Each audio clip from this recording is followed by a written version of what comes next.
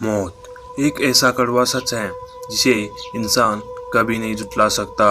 ये कब, कहाँ और कैसे आ जाए, इसके बारे में कोई भी अनुमान नहीं लगा सकता। इंसानी शरीर जलकर राख होने के लिए या फिर खाक होने के लिए ही बना है। लेकिन अगर मैं ये कहूँ कि अकारण ही बिना किसी बाहरी कारकों के ये शरीर जलकर राख हो जाए, तो ये वाक्य सुनने में थोड़ा सा हास्यास्पद और काल्पनिक लगेगा, लेकिन ये जितना ही काल्पनिक है उतना ही सच है। आज तक दुनिया में करीब 200 मामले ऐसे सामने आए हैं जिनमें इंसानी शरीर अचानक ही एक रहस्यमयी आग से जलकर राख हो गया।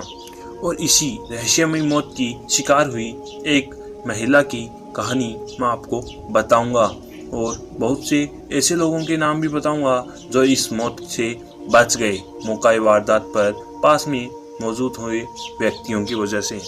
और इस रहस्यमयी मौत को साइंस ने नाम दिया है दी स्पॉन्टेनियस ह्यूमन कंबशन, जिसमें शरीर अकारण ही बिना किसी बाहरी कारकों के जलकर राख हो जाता है।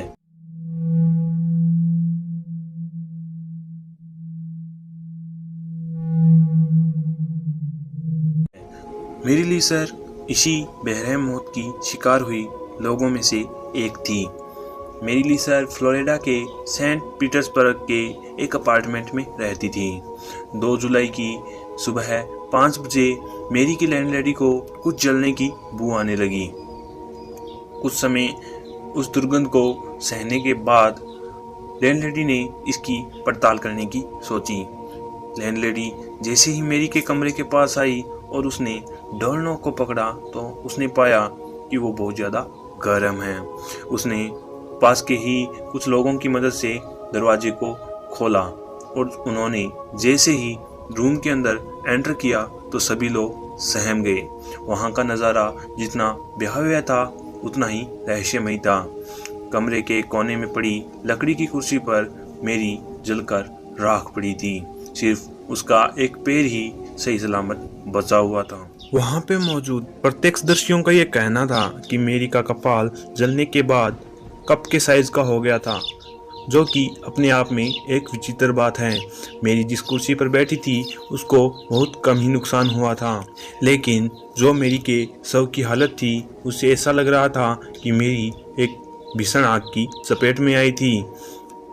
और यही विरोधाभास इस घटना को मिस्टीरियस बनाता है।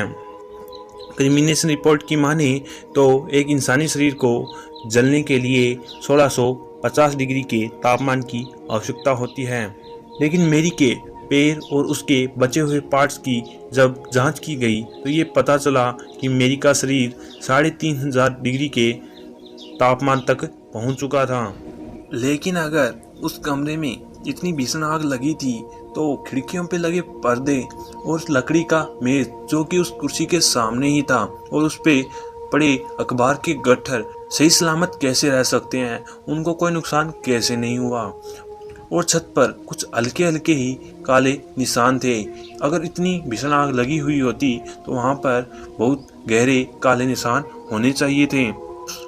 डॉक्टर्स और डिटेक्टिव्स ने बहुत समय तक इस चीज़ की पड़ताल की, लेकिन वो किसी पुख्ता नतीजे पे नहीं पहुंच पाए, और अंत में मेरी लीसर को स्पॉन्टेनियस ह्यूमन कंबशन का शिकार बताकर केस क्लोज कर दिया गया।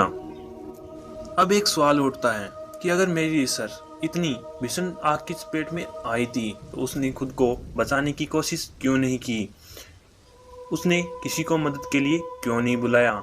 और यही इस रहस्यमयी मौत के शिकार हुए लोगों में एक कॉमन बात है कि कोई भी खुद को बचाने की कोशिश क्यों नहीं करता है। वो जहाँ पे होता है वहीं पे राख हो जाता है।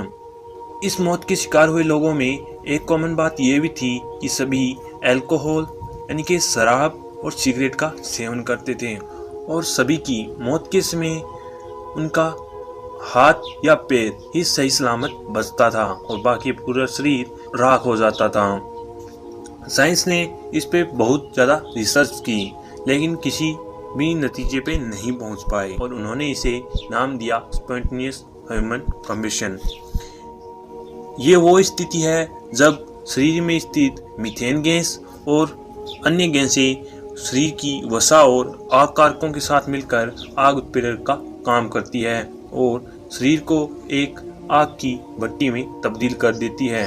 इतिहास में हमें इस रहस्यमय मौत से मरने वालों की संख्या करीब 200 के पास मिलती है। इस मौत के शिकार हुए कुछ अन्य लोगों के नाम हैं मैटिल्डा, रोनी, रॉबर्ट फ्रांसिस बेली और इंक क्रोक। ये वो व्यक्ति थे जो इस मौत से जलकर राख हो गए। कुछ खुशनसीब ऐसे भी व्यक्ति थे जो इस मौत से बच निकले। मौका वारदात पर किसी के पास होने पर उनकी मदद से वो इस मौत से लड़कर बच निकले। तो ये थी एक मिस्टीरियस मौत की कहानी, द स्पॉन्टेनियस ह्यूमन कंबशन। तो कैसी लगी आपको ये वीडियो कमेंट कर ज़रूर बताइएगा, और वीडियो आपको अच्छी लगी तो लाइक कीजिएगा, चैनल पे नए हैं तो चैनल को सब्सक्राइब कीजिएगा और सपोर्ट बनाए रखिएगा, और ऐसी मिस्टीरियस वीडियो आपको मिलती रहेगी। तो मिलते हैं नेक्स्ट वीडियो में, तब तक के लिए बाय बाय।